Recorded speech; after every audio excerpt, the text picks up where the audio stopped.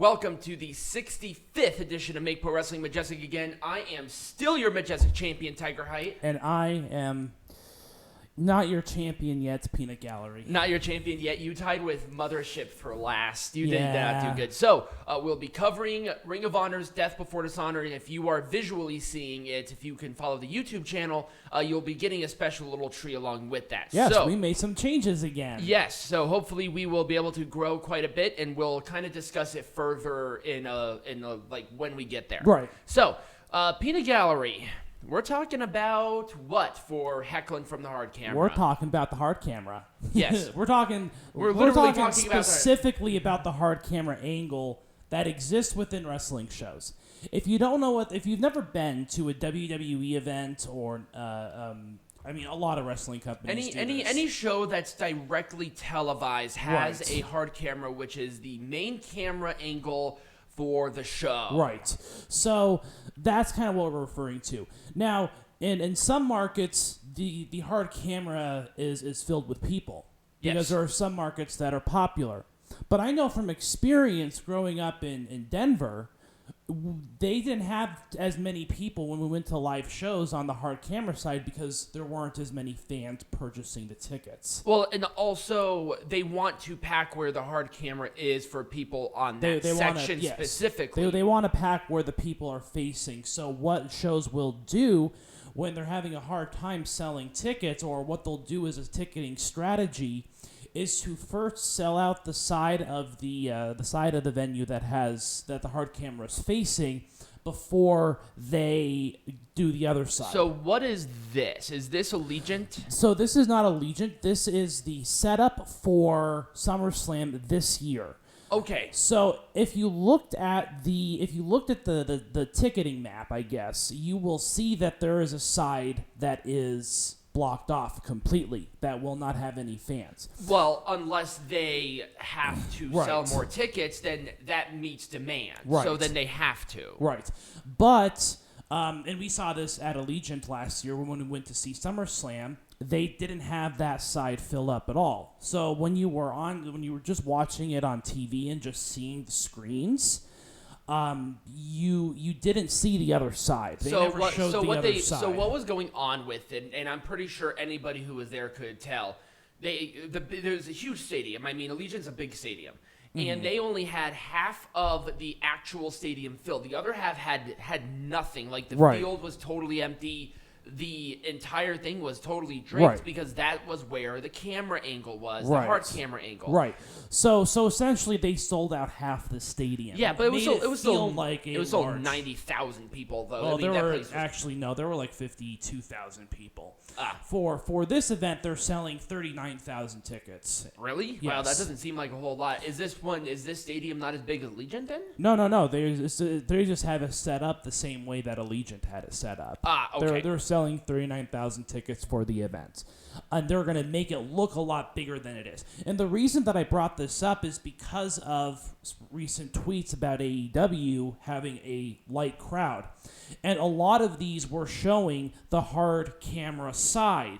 And like I said, in markets where it's not as popular, they will block off that one side. And usually it's the hard camera side. Right, and the thing is that the venues and the arena or the companies usually have an allocated amount of seating. Yes. So nowadays, this was not in the past. Like during the Attitude Era, when it was sold out, they sold every goddamn seat in that place. And I think that's what a lot of people assume when they see, they're selling out the arena. That's not necessary. It's not that. They sold out the amount of tickets that they allocated for the particular show. Exactly. So SmackDown, for instance, was sold out.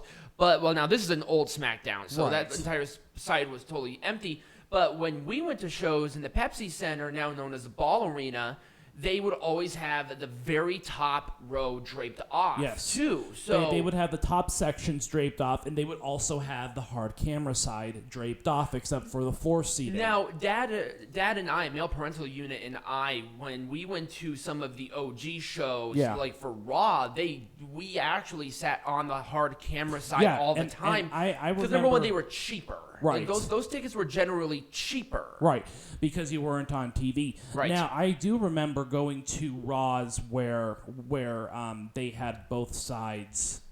Where they had both sides set up.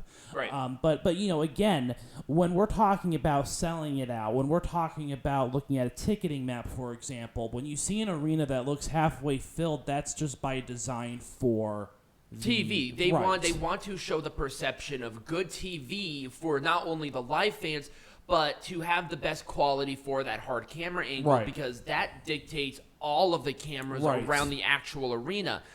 Impact Wrestling's, for instance, is a little bit different because the hard camera angle is facing towards the entrance. Right, it's elevated as well. Right, it's elevated. Well, they're all elevated, but when I'm talking about elevated, if you've been to an Impact show, I mean, like it's actually like on a platform up high. Right. I mean, that's how it is for Sam's Town. Yeah. They usually have the hard camera angle on that side, but each company does it a little bit slightly differently. Yeah. For instance, like the NWA, they have the hard camera to not necessarily the fans, but because it's a studio, it's almost like watching a sitcom with maybe some people on that side, but it's like a small amount of people. It is. So, but that's by design. They didn't do that on accident because they have that huge blue drape on the back of it, so it always looks like that. It always looks like that. Yeah. And, like I said, this was something that did come up recently, but, it's actually pretty common in markets where there are not fans, where there are not a lot of just real, like, true wrestling fans, not a huge base of wrestling fans in that area. They still want to go to those locations, but they have a way to ensure that once that the side of the stadium or the arena where the hard camera is facing always looks full. Right. And that's why people then perceive the entire arena to be full. It's all tricks.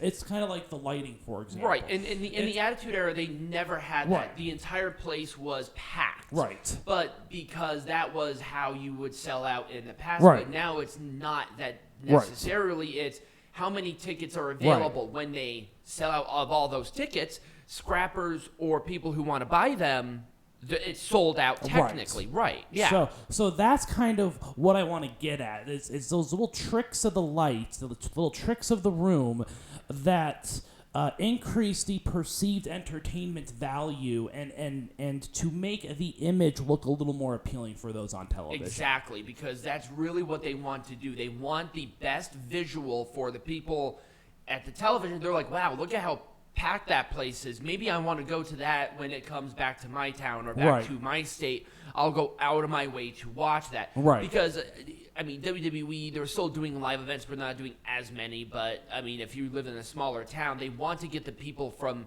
the smaller towns all around the state to come to the arena because then they sell out. Right. So it's just a trick of light. You're right, a trick of lighting and a trick of the camera angle. Yep. Now, in some circumstances, it does look bad, and in some it's fine. Right. But I think what people see as like half full does not mean that the company is dying. That It just means that they did not sell. They were not selling tickets for those sections. And here's a great example. So look at where behind me, where you see a bunch of people. This is visually appealing. Then look behind Peanut Gallery, where there's nobody. That's the hard camera. That's where the hard cameras are. And I really liked how they cut it off right there. Right. In this section. Because there has to be some sort of camera over here that's pointing towards the ring where they can see the entrance and all of that as well. Yep. So it's all by design. Now, there are some people, if you move your head, I think there are some people who are sitting over there. Yeah. Or is that the hard camera? That actually might be the physical camera. That's the physical cameraman, I believe. Okay. Yeah. The people operating it. And yeah, there are some people that do sit over on that side, but they are not going to prioritize those tickets. No, if they don't sell those. Now, like I said, it's the demand. So if they sell out, but there's still a demand for people buying tickets, and they will actually open up those seats around the hard camera to make sure that they still get that quality, but still get that purchase. So, and actually, a good example of it too was during the pandemic era, the Thunderdome only had the screens on that one side. Exactly. They did not have the screens like that on the hard camera side. Exactly. Because of the... I'm surprised you didn't have the Thunder. I just thought about it just now. Right. I mean, it's a good point because you're absolutely right. That was where it was, and it was obvious where that cutoff was. Right. That was not new. They've been doing that for decades when they've been on television. Yep, they have. So I think it's important for not only just fans in general, but maybe the newer fans to look at that. Right. It's like, oh, that looks really bad. Why did I buy this ticket? That's just something that they do. It's like watching a sitcom. Right. You don't have people behind the people acting in a sitcom. They're all in the studio visually watching it like a play. Right. It's a play. Right. If you look at it in that way, there's nobody behind them. Right. It's only in front of them. With like something like football, for instance, it's a little bit easier for them to sell out the entire thing because a lot of the cameras are not only going over, but they have certain openings to where people can't go into, not to take away from seats, but where the camera can be for something like that. And that one's way elevated too.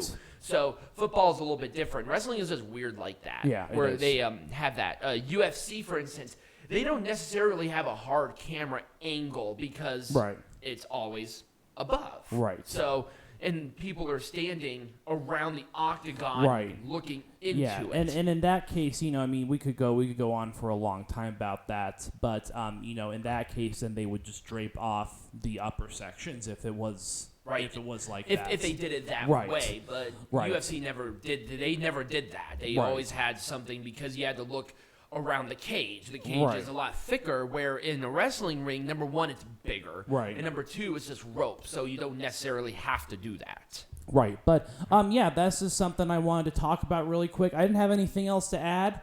But do you have anything else to add? I don't necessarily have anything else to add. All right.